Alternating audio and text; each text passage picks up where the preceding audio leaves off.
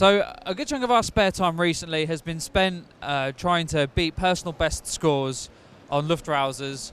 We're joined today by the man who is half of Vlambeer, who helped create that game. Rami, how are you doing? Good. Third day of rest, so pretty exhausted. Sort of trying to cling on to my sanity, but having a lot of fun. Seeing people play the game, which has been really great, and talking to people that are enjoying Nuclear Throne. So having a lot of fun. Yeah, good times. So Luftrausers has been out for a little while now. Has been out for a few days. How's the launch gone? And how's the reaction been? Overwhelming. I think that will be the best word. I mean, we worked on this game for almost 2.5 years, and most of it wasn't pretty. We had the PC, Mac and Linux version for over 8 months, and it was ready to go. We were just waiting for Sony to certify us so that we could release. And we had promised to release the game on all platforms at once, so we were going to keep our promise. So we were just sitting on a build. So it's been really rough making that game, and you sort of get worried, right? You have this game that's 8 months old in your own mind because you've played it for 2.5 years, and you're about to release that. So we were really nervous, actually. And after the game launched, it earned back everything we spent on it in 2.5 days, which is completely overwhelming. But then more important to us is it got really well received. The players love it. We didn't have a lot of negative response to the game. Like, pretty much everybody is positive about it. And on Metacritic, it's sitting on like a 80 plus on all the platforms it launched on, which is like PC, Mac, Linux, PlayStation 3, and Vita. So apparently we made a good game, and that's really nice to hear. That's really, really reassuring. We can still make video games. It's cool. It's a very deliberately designed game. You know, it's like you're going for a very specific feel with it, not just in terms of visuals, but that kind of quick hit gameplay, the constant momentum. Yeah. How is it kind of what is it like creating those kind of short arcade thrills, and how creating something so purposeful like that must be a real challenge. Yeah, it was. I actually like that you used the word momentum, because that was one of the biggest words we had during development of the game. A lot of Luftrausers is about momentum. But it's a really strict game, yeah. It's a game with 7 colors, the minimum amount of colors we could use to make this game. It's a game that only uses 4 buttons, accelerate, left, right, and shoot.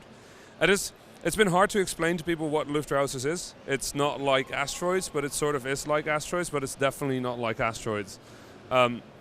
We like to make small, purposeful mechanics, and that means that the mechanics we play with are as small as possible. They're simple to explain as possible, but they have as much impact on the game as possible. So in Luftrausers, the 2 biggest ones are if you don't accelerate, you fall, and that's fine. And while you're falling, you can still rotate and flip around and shoot things behind you and just do whatever you want. Like all the combos, all the moves you get to do in all the other fighter pilot games, you do them by, pressing the special action button and moving your thumbstick some way, and then it does like a cool thing. And we wanted people to be able to do that cool thing in the game without giving them a button for it.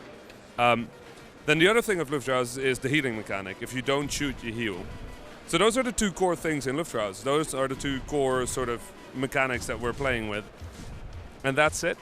Like, that's really what Luftrausers is about. And the rest of it is, how do we make that feel good? How do we give you interesting scenarios to deal with? How do we make sure that there are certain patterns that you can recognize in the game, and then certain things that break those patterns, so to keep things fresh? And it's just that it's been really exhausting in a way to figure out all these little things that have to perfectly connect, and none of them can be arbitrary. None of them can be just, oh, this sounds like fun. It has to be like, this makes sense in this world, in this narrative, in this theme, in the gameplay, in what is already present. And if we have anything that looks too much alike, if they behave similar or they pose the same threat to the player, then we have to remove them, because we can do with less. So it was a really strict minimalist game to make, and that was rough. Yeah, that was tough. But with sitting on the game for so long, was there a temptation to add more in? Did it feel like almost like it was burning a hole in your pocket, like you wanted to do something else with it, or was it just a case of like just waiting, being as patient as possible until you got the green light to bring it to all the platforms? So the thing with Luftrausers, and this is a really common quote, this is not something that we came up with, but we believe that Luftrausers would be at its best when we could cut nothing away anymore. And the only exception we made to that was the different airplanes you can build. You can build 125 different airplanes in the game, and all of them have a unique soundtrack and they play differently. But what you could do with the airplanes had to be strict. So we never really had the temptation to add anything new. It was honestly just paperwork and fixing bugs that made the game take so long. And then, of course, in the midst of that, we released Ridiculous Fishing. So we were off Luftrausers for a few months. There was a lot of stuff that went on with Vlambeer and with us personally while we were making the game. But there's no big heroic story. It is literally just we made the promise to launch on all platforms simultaneously, and we wanted to keep that promise, and we're never promising that again. But that, you know, when we say that we're going to do something, we're going to do it, even if it, you know, is emotionally exhausting, and it is. It is. One of the things that has been keeping you busy in the meantime is another game that was released recently on Steam Early Access, and that is Nuclear Throne. Yeah. I think we've covered that already on the website, but you're going through a very, very specific process with that, and you've opened up the way that you're interacting with your early access backers. Can you talk us through that process and what it's been like?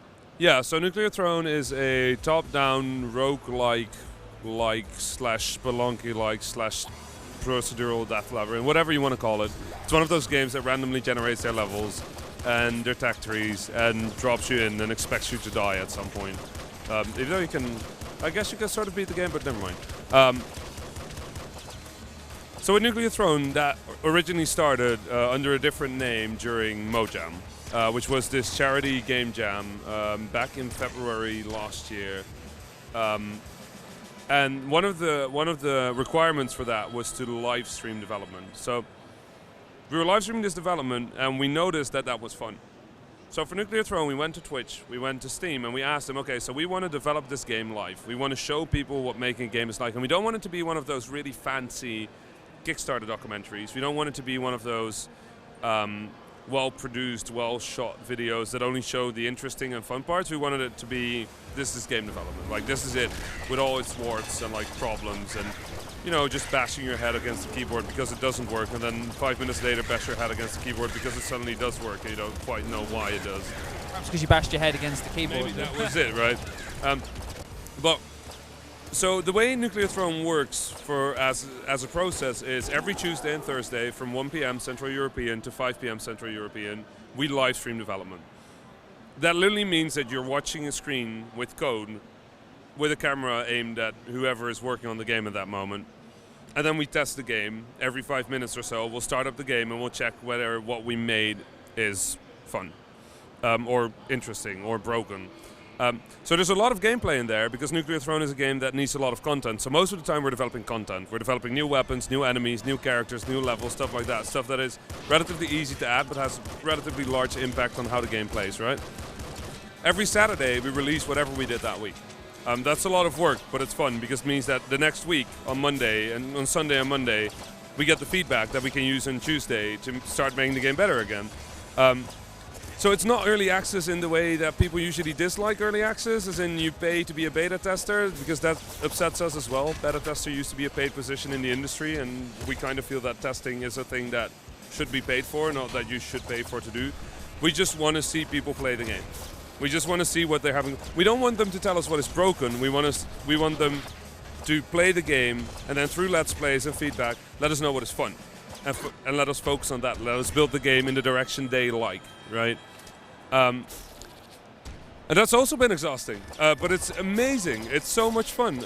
Normally when you make a game, you don't get to see how people respond to it until it's done, and here we are, like, halfway through development, and we already have, like, an amazing community. They're making wikis, they're making fan art, they're sending videos how to play, they're making Let's Plays, they're in the Steam community forums. It's amazing. It's really, really fun. And then on top of that, we get to educate people about game development, and that has been really interesting. And we discovered that there is this mythology around game development that is just sort of like, you know, if you want to port your game to PlayStation, you just click the button and you hit PlayStation and then hit play, and then it runs on your PlayStation, right?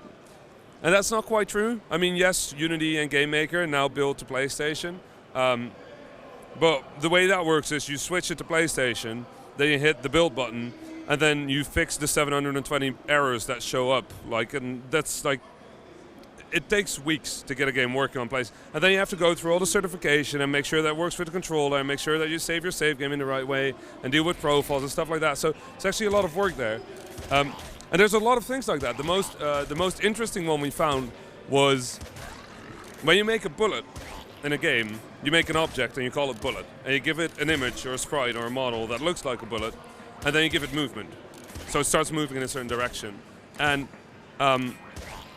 what people did not expect is that when you do that, it does not actually collide with walls. Like, it just goes through the wall as if there is no wall, because you have to program the fact that it can hit things. And that was surprising to a lot of people. A lot of people just assume you call it bullet, and that whatever physics engine you use takes care of that. And we don't even use physics engines.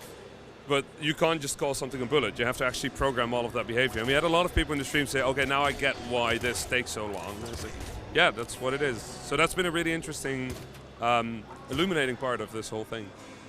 Just kind of forgetting about the roguelike-like mechanics and the controls, which we really like, by the way, but one of the things that we really love about the game is the soundtrack. It is absolutely killer. Can you talk us about that and how you kind of bought that part of the game? It's actually really fun. So the way we work with freelancers is kind of odd. We don't tell them what we want. We sit them down and we talk them through the lore of the game and the world and the things that we're trying to achieve and sort of what direction we have in mind. But we don't tell them we want this. And we do that with the musicians. We do that with the sound effects people. We do that with the artists that are working on the game. And what that allows is it allows them to understand the world, but also allows them some freedom in how to interpret that world and how to give back to that world. And the music was done by Yukio Kallio, who is also known as Kozilek. He worked on a bunch of other games. He is technically electro sort of DJ guy. He's super cool, and we've literally, even though he's really good at his electro stuff, we've literally never asked him to do electro for any of our games. We asked him to do a Gun Gods hip-hop gangster rap soundtrack in a non-existent language. And then we asked him to do the super war marchy like soundtrack of Luftrausers. And now we're asking him to do something a bit Western but not quite with Nuclear Throne. And he gave a lot of the narrative that you see in Nuclear Throne, the campfire at the start of the game, that's all inspired by his music. He made a track that was so perfectly encapsulating of the game that we just sort of said, like, you know what, you got free reign, and we're gonna put this in the game. Like, the things we feel when we listen to this are gonna go in the game. And then we just sort of have that thing going where he makes a track and we adjust some stuff, and then he adjusts the track and then we adjust some stuff until it feels right, and then we move on. But it's a really eclectic sort of. There's all sorts of music in the game. There's rap in there. There's a sort of chiptune level, and then there's levels that sound really Western-like or really cathedral-like, and it's really fun. He just gets to have a lot of fun, and we just get to listen to amazing music while making video games. So we're happy about that. So what's the roadmap ahead for Nuclear Throne? I mean, you've still got a long way to go, presumably. Yeah, we're maybe halfway, I think, maybe, if things go well. We have a big announcement at PAX next week, which is going to be really fun. Then beyond that, I think we're halfway through the amount of content that we want to have. We're halfway through the levels. One of the largest mechanics for the game is not actually in the game yet. It's the idea of looping, where people, after they beat the game, get to go back to the start of the game and then continue from there on a different difficulty with different sort of things that happen. And that's actually a really big part of what the game is about for us, is the idea of sort of not a single run of a roguelike, but more of a build up. There's a lot of mechanics in the game that actually break the idea of a roguelike in interesting ways, and we really want to play with that. So there's a lot of stuff left there mechanically. There's a lot of stuff left in terms of content. We're halfway through the amount of levels that we want to have. And there's all the secrets and stuff like that we want to add. So that means there's still a lot of music and stuff. There's a bunch of things that we haven't talked about that we really, really want to do. One of them getting announced next week. So there's so much to do, and we're really happy to have the community there with us because, especially the wiki, and the Let's Play videos that a bunch of the people do, they're so motivating. Like they give such a sense of direction and achievement, even while we're creating the game. That this is the game that we're having the most fun working on of all the games we've ever worked on, and that's quite a big deal. Well, we can't wait to find out more about the game, and good luck with the rest of the project. Thank you, man.